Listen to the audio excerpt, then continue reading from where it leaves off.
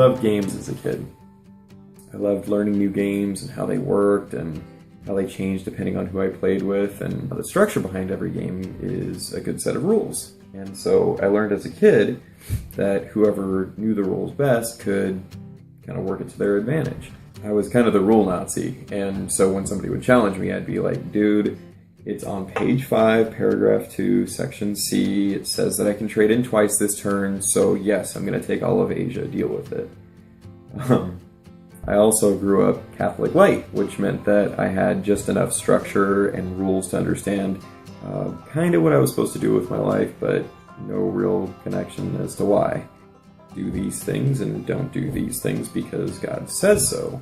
So, I tried to follow the big rules, but again, kind of twisted the other ones depending on the context that I was in. It was in college that I was confronted with the reality of who Jesus was. That it wasn't supposed to be about these set of rules and not these set of rules, but about a relationship with Him. It was also around that time that I met this really cute, really smart, really funny, and very grace-oriented girl that was a lot of fun to spend time with, but was also a little crazy and unpredictable, and really had no sense of how to keep the rules, so I had to marry her. In our first year of marriage, though, we had a lot of difficult times, especially when it came to things like how to arrange the dishwasher and how to put away groceries. She had her way of doing things, and I had the right way. It took almost 2 years for me to realize that my wife didn't need to be saddled with a bunch of my expectations and a whole set of rules associated with what I thought marriage was supposed to be. She needed grace, and she needed me to love her and to serve her like Jesus has loved me. This really kind of came full circle when we started having kids, and so we would read to them different Bible stories, and when my oldest daughter turned 7, we gave her her own brand new Bible.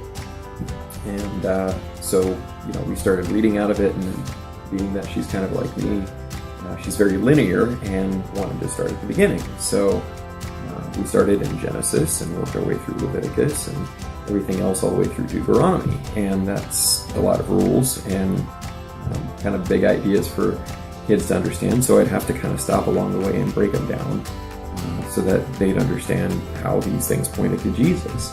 But to hopefully really get that idea solid in their heads, especially for her, we started reading the book of Luke next. And in chapter 10, there's actually this lawyer that comes out, and he says to Jesus, what must I do to inherit eternal life?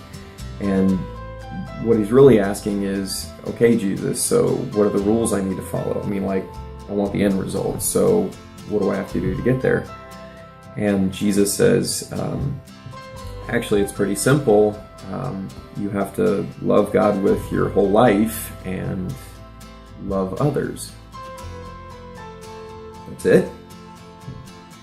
I mean, that's so simple, even a kid could understand. And fortunately, Jesus spoke it simply enough that one didn't take a whole lot of breaking down to get my kids to understand.